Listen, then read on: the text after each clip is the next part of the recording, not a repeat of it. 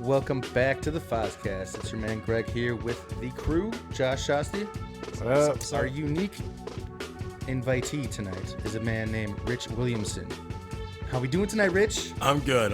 Thanks for having me, guys. Of course, man. Of course. Appreciate it. Hot topics tonight, baby. This is great. You guys got a great setup. This is really cool. Thanks. I'm digging it. I'm loving this. That goes back to our production manager here. Yep. The master of the mix. Oh, he's done a good job. Good feng shui. Thank you. It's comfortable. Is it southeast, southwest? I don't know. Who knows? Who knows? So, Rich, let's dive right in. All right. So you are an entertainment extraordinaire, from kind of what I hear, from what I've seen. Extraordinaire. You know, That sounds like a condiment. Entertainment extraordinaire. Well, for discerning what tastes. color would you be if you were a condiment? I have never been asked anything like that. That Would you be is sweet, great. spicy? I don't know. I'm hoping red-ish. Okay, You know, some of the red. No. Like a mayo ketchup? Maybe. Thousand Island? I would want to be appropriate on a hot dog. Okay. Okay. I would want to be appropriate on a Probably hot dog. yellow or green. Appropriated. I don't know what that reveals about me. I don't know what that means either. That's really not good. It's okay. I think we got better stuff to talk about than hot dogs anyway. So, Rich, where'd you get your start, man? When did you find your love of entertaining people, being in front of the mic, being on stage? What's it all about to you? You know, I think as far as just being interested in entertaining, you know, people, that just kind of happened naturally. Cool. And you know, and when you're like a weird kid or whatever, you're different anyway. You got to find a way to blend in, and and I figured, hey man, I can make people laugh. Yeah. You know, and that gets eyeballs, and so I just kind of, that's a great feeling. It feels good to have people laugh because it's such a natural thing. So I was always kind of I was always willing to, you know, put myself out there, I guess, a little bit. Nice. Did you you always had that? Like you're talking, I'm talking like third, fourth grade, like Man, you like know what? oh man, I'm different, and these guys are. That didn't really start until I was about maybe 10, 11 years old. Okay. I was kind of a shy and quiet kid before that, if you can believe that. You know, I've only met you for about 15 minutes, and I don't believe it, but you got to get to your point somewhere. You know, I'm glad you found it, buddy. You know.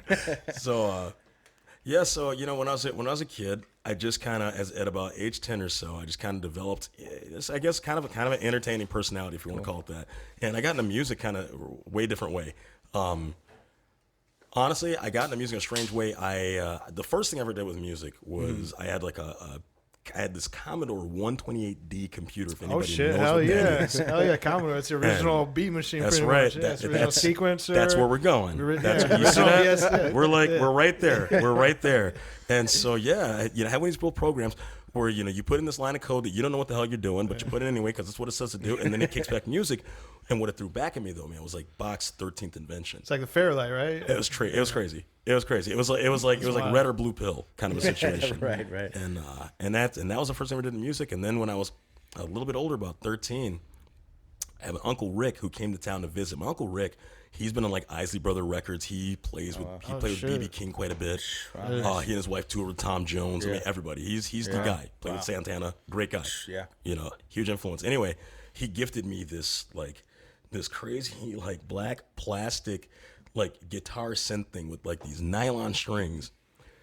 Wasn't like something like for recording, but dude, at like 13, it just opened up my ears. Yeah. And I got this background putting together little weird music on my computer, and so now I'm playing a stringed instrument, so to speak. And then the freak just kind of started right there. The freak. That's right. You know, that's awesome. Yeah. That's awesome. That's where it all kind of started, huh? Kind of, sort of. I mean, it's hard to really say for me where anything started because I mean, I was always like that, kind of like that back of the class art student kid. You know what I mean? You know, Was this the guitar? I'm that dude. I believe that is the guitar, man. I think that might be the one, if not awesome. Extremely similar. I was kind of bewildered with the nylon strings and synth. I'm like, wait, how does that work? Yeah, but that's a thing, man. You found it. It's nice. They refined it. It's better. Yeah, and now you play bass mainly, right? Yeah. Nice. Yeah. Nice. Yeah. I picked up the bass when I was about I was 20 years old, and my buddies had a band. I'd only ever been playing by myself, but that's been about a good 5 years, just kind of honing my own abilities on the guitar. And so the idea was for me to join them as a rhythm guitar player. These guys have been playing together for quite a while, like years, and had a bunch of great tunes. They're really cool. And so at any rate, one of my buddies, they're the singer, my buddy Fred, he had listened to me playing, goes, dude, have you ever thought about playing bass? And I thought, well, not really. He goes, I think that what you're doing is you're trying to approach more of a bass kind of a thing you're doing. Well, he knew I loved metal. We share tapes all the time. I had never listened to Metallica's first album. Okay. I had never heard Anesthesia Pulling Teeth. He plays this for me, Cliff Burton, and I mean, it just ripped the hair off my head. I go, that is exactly what I'm trying to do. Nice. Those are the sounds I'm trying to make. That's what I'm trying. And I put the guitar down, picked up a bass, and never turned back. Never looked back. Never looked back. Heck yeah. Never looked back. Are you playing currently with a band? Yeah. Okay. I play. It's funny. I play with some of those same dudes. Same guys, right? Yes, nice, I play in the band Second Dimension. So they know talent when they see it. It's right? crazy to be in a band that you were a fan of, man. Right. It's cool. But we all grew up together, and but they were writing music and really out there doing it. I mean, these guys are gigging and all kinds of stuff. It was really cool. And so they brought me in. And so you talked about being kind of on the stage from a young age, putting you onto that and an adult time with a new instrument. When did you find your comfort level? As far as, did you just jump on stage and you're automatic like, I'm a fucking bass player here, you know? Or was it that time that it took that it takes most people to kind of adjust to stage life?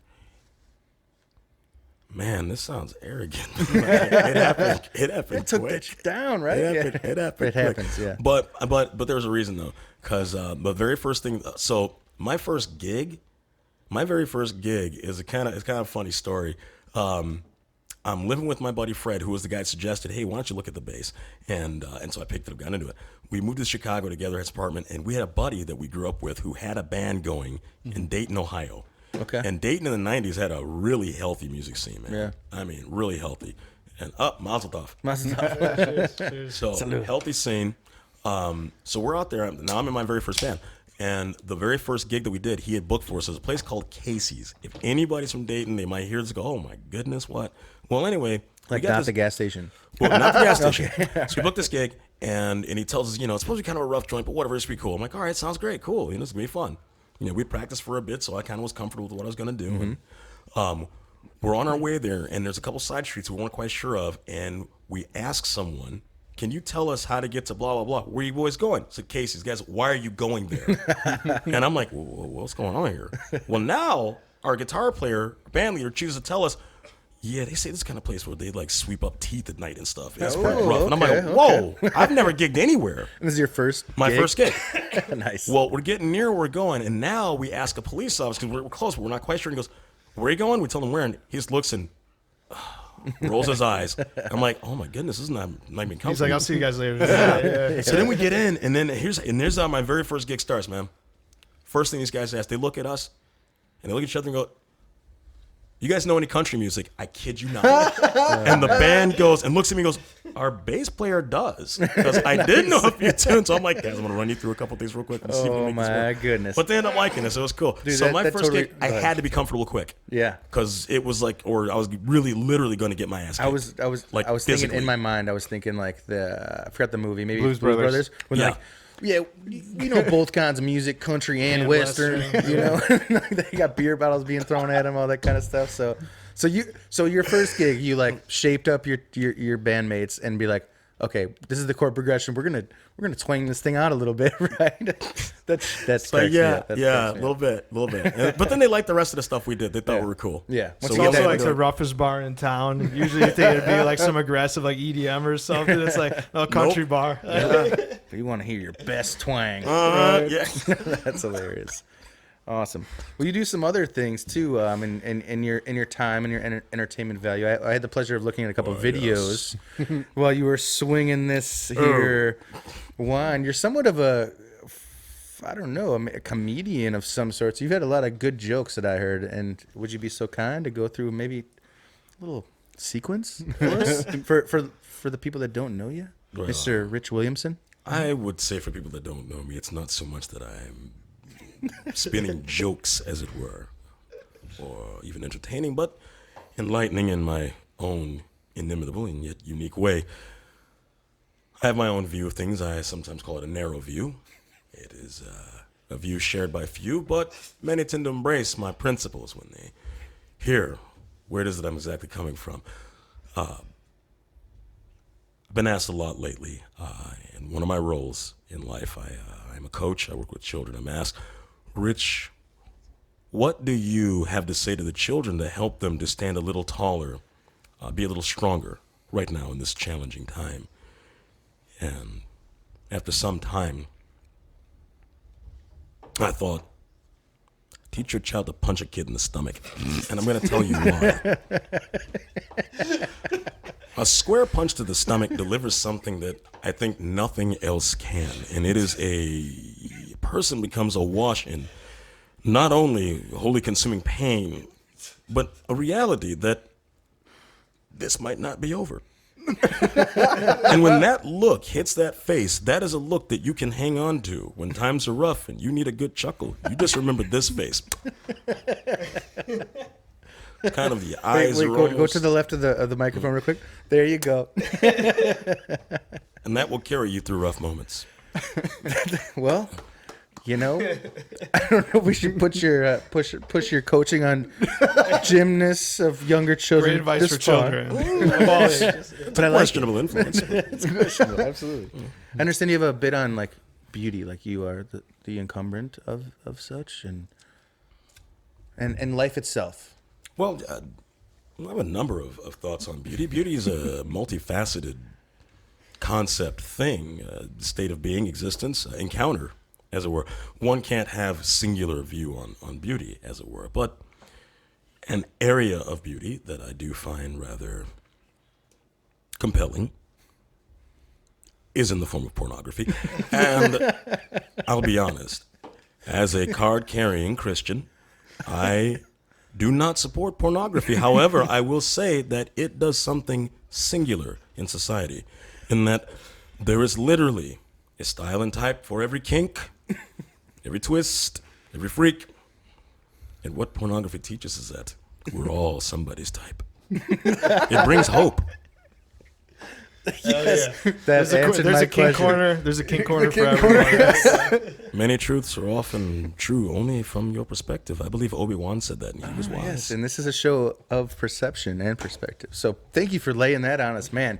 Funny stuff, Rich. Thank you. Woof. And I love how you dive deep into your solar plexus to get that voice. Who was that guy that It's was the always line. on Chappelle with the deep sultry? Are you talking about Paul Mooney? Yes. Exactly Paul what I'm thinking Mooney. about. Paul Mooney is just, Paul Mooney is just a treasure. Paul Mooney should be like a presidential advisor. Can you imagine a president operating on Paul Mooney's advice? Might do some good for. Well, he told me I just got to let it roll sometimes. So I mean, I think we're onto something. I think so too. be a thing. Or it's you. Or me. Yeah, Or Yeah. me. I'm not gonna take anything away from you. That's definitely that's an avalanche, but it's gonna be a fun ride. It all ends, but yeah. Awesome. Well, I understand also you have a great support system. I do. You have a great manager. I do. / agent. I do. / honey baby. Bookkeeper. That's right. All right. That's right. Yeah, he's talking about Christy. Christy. That's my super awesome wife and partner in crime. She actually produces a lot of stuff that I do. And Christy, so wave your hand back there. Wave your hand everybody. there. Sorry, There's she's Christy. not on She's mic, awesome, but she's holding up the flag over here. holding up the flag and holding everything else down. Yeah. hit it, baby, shake it so they can hear it. So no, that's good, man. I'm glad you have that. I mean, Yeah. So am I. Yeah. So am I. It was a brilliant move on my part to marry a white chick because they're so good with money. And like, this is like the most money I've ever had in a bank account at any one time in my life. As soon as I got married, it's like, oh my goodness, this is what saving money is. It's really cool. But no, she's great, man. She's good. She does a lot of like really cool like digital just wizardry that I don't have. Yeah. Sometimes when you don't brains know to learn. what that's all about, wizardry is the exact term you need to use for sure. It really is. Yeah, I mean, It is. We know. We deal with our producer here We're all and learning everybody. shit Yeah, every day, man. it's mumbo jumbo when you're not into it. You know. Isn't it? I mean, is it just me or isn't it amazing that like no matter how many times you've done your setup or your thing, there's no matter what, it's the same equipment, it's the same stuff, it's the same gear, the same space. Yeah. You're not getting the exact same result Never. two times in a row, Yeah. and it's so It's like a snowflake. It's labor intensive. It's but then somehow you manage to do this in a timely way and keep it consistent. And it is, for people that don't know it, when they see it for the first time, it's like wizardry. It's magic. It's like, holy crap. A lot of people don't understand what goes into it. They can't appreciate a good video without really, and then they see you kind of, whether it's cutting clips or editing or setting up lights and cameras. It's kind of like right away you see it's just so much more. Yeah, right. Like we are sitting in the garage right now. Yeah. But we try to create the space. And Greg's the only one with a brick wall in his garage. But it stops. I brought my Mason friends over. They put up some wallpaper. It's doing good. They owed me a favor. We're good. That's right. Awesome. So speaking of also family elements, you're somewhat connected, or is it a family friend or family of like the Dolomite, Rudy Ray? Yeah, I heard that. Rudy Ray Moore. I heard that too. Is that true? It's true, man. It's true. It's my mom's cousin. Okay. Yeah, we've I've never. I mean, full disclosure, I've never hung out with the man. Yeah. But yeah, he's on the road, man. That's right. That's a blood relative, man. Close relative. That's funny. Yeah, Rudy Ray, man. Heck yeah. He's a cool dude. Would you hear any crazy stories you could share? Or? Yeah, one thing that a lot of people don't notice it, and it's funny because everybody I know likes Dolomite. They're all in it, right? And almost nobody seems to notice Winston from Ghostbusters.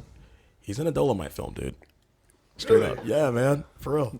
He's a Dolomite. Ghostbusters. I kid you not. I think it's Is it like it's not? Which one is it? It's not Dolomite, Disco Godfather. The 65. Not that one. Like called Dolomite. It might be the second. Okay. I probably shouldn't drum my fingers like cover that. them all. The second one, Human Tornado. It might be Human Tornado. I think it is. Josh. Tornado. I love Human Tornado. Thank you, Ed. Human Tornado is great. That's one of my favorite things. I love Human Tornado. I love the end of it when he can't even put a rhyme together. He's all, dude shoots him in the back, turns around. That motherfucker thinks I'm dead, but he don't know I am the Human Tornado. Like, you couldn't rhyme the word tornado. Like literally everything. Dude. Like a quarter of the English language rhymes with O. Hey, well, that's part of the mystique. It gets tricky. Right. What has Bucky had?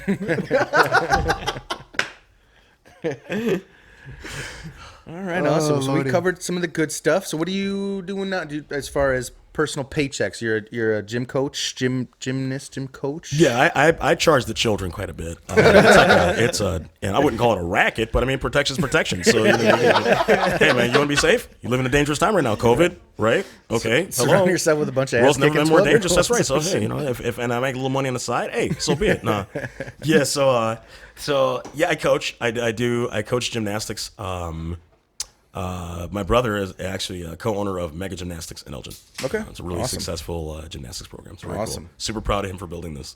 So yeah, I do that. I like I said, I'm in the band Second Dimension, where they still let me play bass.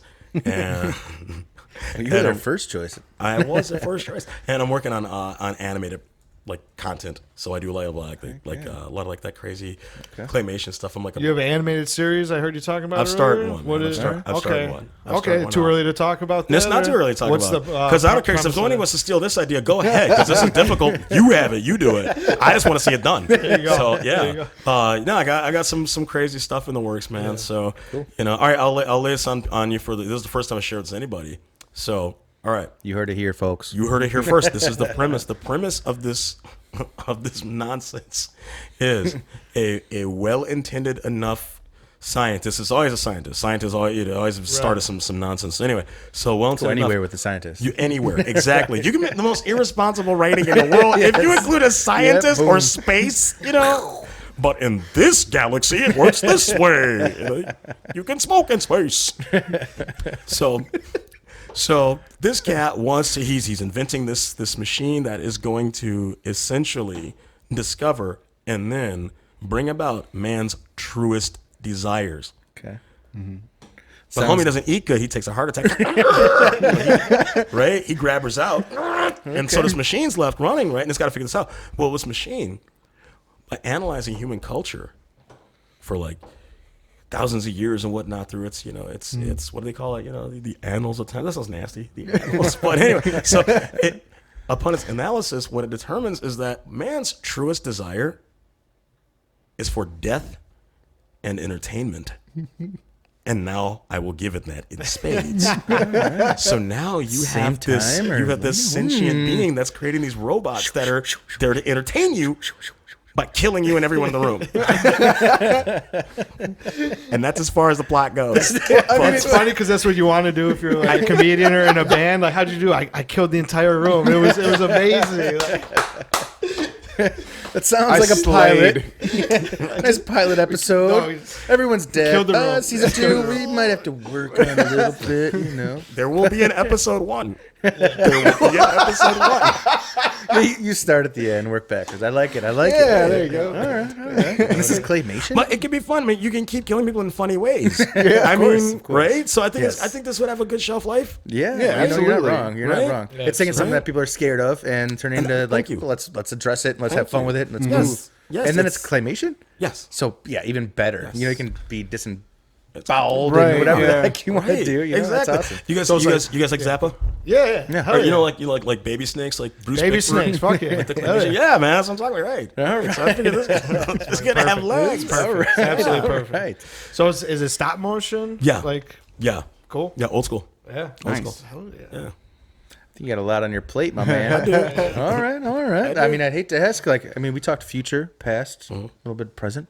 What else you got to say to the people watching? As he swirls. Swirl that glass. I love you all. I say that you need to, when it's launched, because I sound like every other idiot talking about it's under construction, but my website's under construction, but it will be richrock.com. RICHROKK. Rich Rock. Richrock.com. That's right, baby. That's right. Richrock.com. Yes. It's nice. It's catchy. Yes, it It's is. good. It's really cool. I good. think it's cool. My brother named me that. Cool. He named you that? Just Rich one day Rock? he was like, Rich Rock, get over here. I'm like, okay. I'm like, hey, that's stuck. The same one that owns the studio? Yeah. All right. Yeah. Then he did a backflip and That's right. Man. Rich Rock. I won't ask you to do that. Cool. Join karate. Nice. Awesome. Well, thanks so much for joining us, man. This has been fun, man. I love it. Yeah, You guys are doing good stuff. Well, I appreciate you are the same, and so is your lovely wife, and I appreciate you guys so much for being here. It's nice to have a nice light-hearted conversation. Right. Talk to It some usually gets people. pretty serious, so this was fun just to actually do some bits and kind of riff. No, I mean, I'm a supporter of yours. I'll definitely be Appreciate it. liking, subscribing. Thank you. As you should all. Appreciate it. Some T-shirts. Right. We got That's some merch right. coming out. There'll be merchandise. All man. right. There'll be merchandise, man. All right. That's right. All right. Yo, you do some airbrushing too? Yeah, I did. Actually, yeah, man. I used to do like murals on motorcycles and stuff out in like California. Oh, no shit. Got Okay, to work cool. with some really significant dudes. Nice. So it was really pretty cool experience. I was gonna say you had to have lived in California at some point in your life. Yeah. Like, Yeah, it was good. accent, you know. You do have that kind never of goes away. like the. I did fit in. We know some Cali boys. You know, I did. so- I did fit in. Hell yeah. Good. All right, awesome. Well, thanks again for joining us. This has been our perspective check.